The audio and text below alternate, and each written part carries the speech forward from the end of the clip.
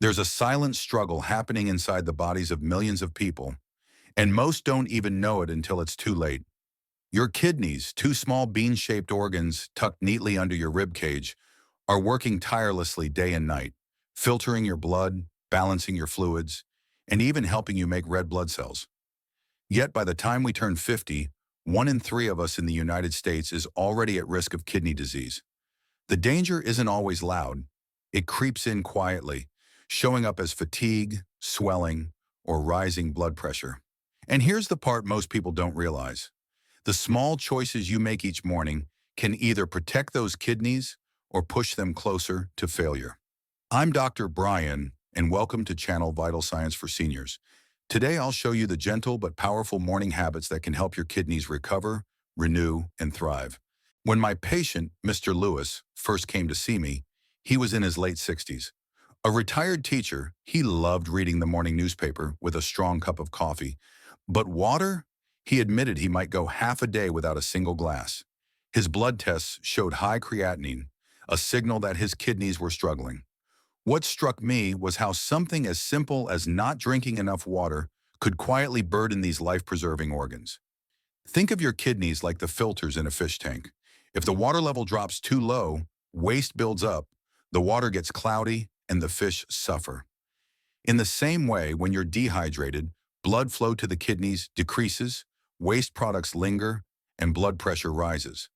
A 2016 study confirmed that even mild dehydration reduces kidney blood flow, making it harder for them to do their job. The good news is this: the solution is often as simple as starting your morning with 2 glasses of fresh water. That first drink after waking replaces the fluids lost through breathing and sweating overnight. It wakes up your brain, improves focus, and gives your kidneys a gentle flush. For people with diabetes, hydration can even help keep blood sugar steadier. Because when you're well hydrated, it's easier for your body to flush out excess sugar through the urine instead of letting it linger in your bloodstream, where it can damage kidney tissue over time. Now, plain water is always the best and most neutral choice, but I know it's not everyone's favorite. Some of my patients prefer herbal teas, coconut water, or even a morning smoothie with fruits like berries or pears, which are considered low-potassium foods and safe for those following a diet for kidney disease. Even a warm, comforting bowl of broth can count toward your hydration. Mr. Lewis made one simple change. He began each day with water before his coffee. Over months, his kidney function stabilized, his blood pressure improved, and he told me, "I feel clearer in the mornings now, almost like my body thanks me." When I think of the power of movement, I often remember a woman named Maria. At 72, she struggled with both high blood pressure and early signs of kidney disease. She confessed that mornings were her toughest time: stiff joints, heavy legs, and a sense that her body was slowing down. She believed exercise was for the young, but I gently encouraged her to try just 10 minutes of walking each morning. What happened next was nothing short of inspiring. You see, exercise is not just about keeping muscles strong or burning calories. It's like opening the windows of your house on a fresh spring morning. It lets air circulate, renews energy, and clears out the heaviness. When you move your body, your heart pumps stronger, your blood flows more freely, and your kidneys, those filters of life, receive the nourishment of steady circulation. A 2018 review of multiple studies found that consistent moderate exercise helps reduce blood pressure, one of the greatest villains against kidney health. For people living with diabetes, morning activity can be especially protective. Muscles act like sponges, soaking up excess sugar from the blood, lowering the burden on both the pancreas and the kidneys. Weight management follows naturally, and even a few pounds lost can mean less strain on the kidneys. And then there's stress. Chronic stress floods the body with hormones like cortisol, which raise blood pressure and fuel inflammation. But exercise acts like a release valve, helping your body reset. That's why Maria's morning walks turned into something far greater than exercise. They became her moving meditation. Over months, her blood pressure numbers began to improve, and her creatinine levels, once creeping higher, steadied. She smiled one day and said, "I used to dread the mornings. Now I look forward to them." You don't need a gym membership or fancy equipment. Brisk walking, gentle dancing in the living room, even swimming if you have access, all count. The key is consistency. 30 minutes most mornings is ideal, but even 10 minutes to start can shift the tide. Your kidneys, heart, and spirit will all thank you. I remember one of my patients, Helen, a 68-year-old grandmother who adored baking. She told me she often skipped breakfast or grabbed a sweet pastry with her coffee. Over time, she noticed her energy dipped quickly, and her doctor mentioned her blood sugar and kidney numbers were not where they should be. Helen's story is not unusual. Many of us treat breakfast as optional, but for the kidneys, the first meal of the day can be an act of protection or harm. Think of your breakfast as setting the rhythm for your body's orchestra. If the first notes are sharp and jarring, like a sugary pastry, your blood sugar spikes, insulin rushes, and your kidneys are left to mop up the chaos. But if the first notes are gentle and steady, like oats, fresh fruit, and lean protein, your body moves in harmony, giving your kidneys space to work calmly. Fiber is a quiet hero here. Foods like berries, apples, and pears don't just taste good. They help sweep waste through your digestive system, sparing your kidneys from extra work. A 2017 study showed that higher fiber intake was linked to a lower risk of chronic kidney disease. Whole grains such as oatmeal or whole wheat toast provide slow, steady energy, preventing those blood sugar highs and lows that can damage kidney tissue over time. And then there's protein. Many people believe more is better, but for kidney health, moderation is the secret. Eggs, Greek yogurt, or low-fat cottage cheese in small portions provide satisfaction without overwhelming the kidneys. In fact, research has shown that moderate protein intake supports kidney function more effectively than high-protein diets, which can accelerate damage when kidneys are already under strain. When Helen swapped her morning pastry for a bowl of oatmeal topped with blueberries and a spoonful of Greek yogurt, she told me she felt steady all morning, not foggy or jittery.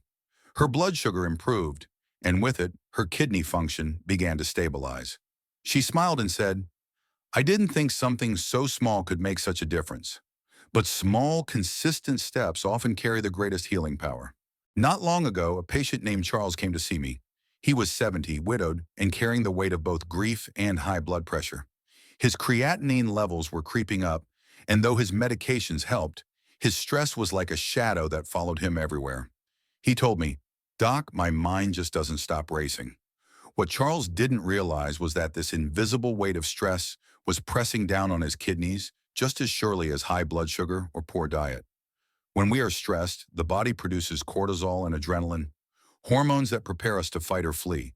It's like flooring the gas pedal on a car and keeping it there all day long. Blood pressure rises, vessels stiffen, and inflammation smolders. Over time, this relentless state of alertness quietly wears down the kidneys. But meditation and deep breathing act like gently taking your foot off that gas pedal. Imagine your body as a busy household. Stress is like leaving all the lights, stoves, and taps running at once. Breathing deeply, slowly, and with intention is like going room to room, turning things off, restoring calm. A 2017 study found that mindfulness meditation not only lowered stress hormones, but also reduced blood pressure in people at risk. For those managing diabetes, this calmer state also steadies blood sugar, easing the strain on the kidneys. Charles was skeptical at first, but he agreed to try 5 minutes a day. He found a quiet chair by his window, closed his eyes, and simply focused on his breath, the rise and fall of his chest. Within weeks, he noticed he slept better. His blood pressure readings softened. Most importantly, he began to feel like he had control again.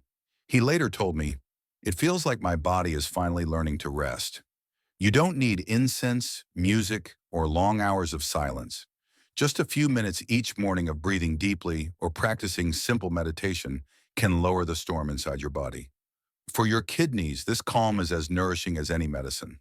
I once met a man named Daniel, age 66, who had battled kidney stones more than once. He described the pain as worse than anything I've ever felt, even worse than when I broke my leg as a teenager. The thought of another stone terrified him. We talked about small habits that could reduce his risk, and one that resonated with him was starting the morning with a simple glass of warm lemon water. Now, why lemon? Lemons contain citrate, a natural compound that acts like a bodyguard against kidney stones. Citrate binds with calcium in the urine, keeping it from clumping together into sharp crystals.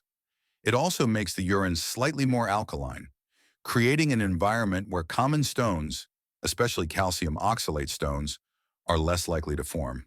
A 2006 review found that increasing citrate intake significantly reduced the recurrence of stones in people prone to them. For Daniel, that single habit became a shield. Beyond stone prevention, lemon water helps with something more universal: hydration.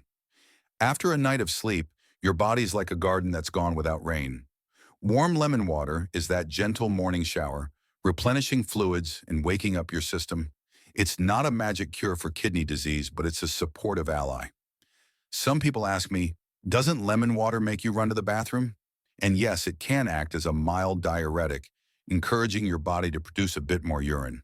That's actually a good thing for the kidneys because it dilutes the waste products, lowering the concentration of substances that might otherwise irritate or harm the kidneys.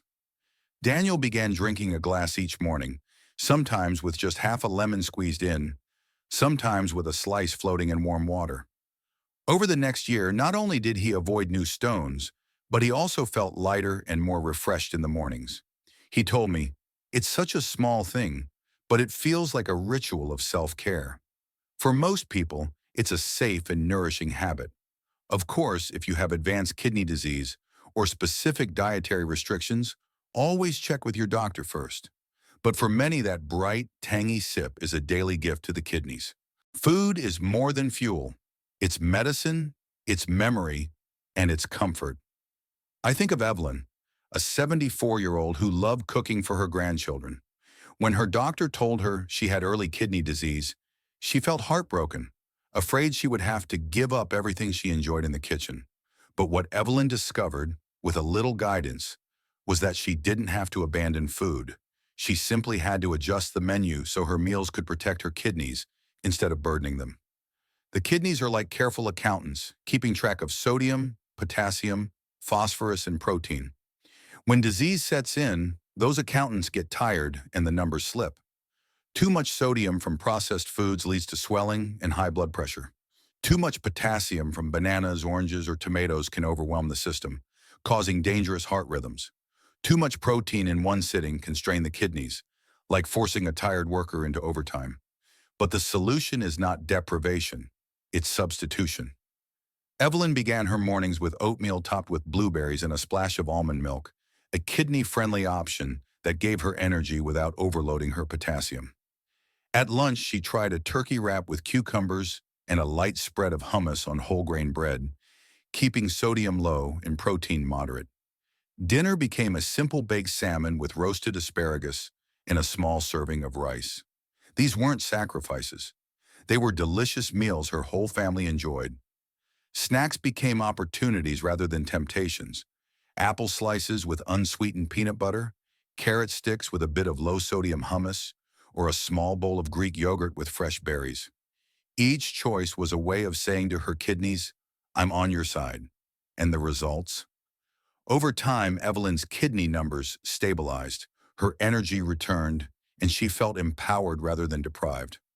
She told me, "Doctor, I thought food was going to be my enemy, but it's become my partner." This is the essence of a true diet for kidney disease: finding low-potassium foods, keeping protein in balance, and choosing fresh, whole ingredients over processed ones. With small, mindful adjustments, meals become daily medicine.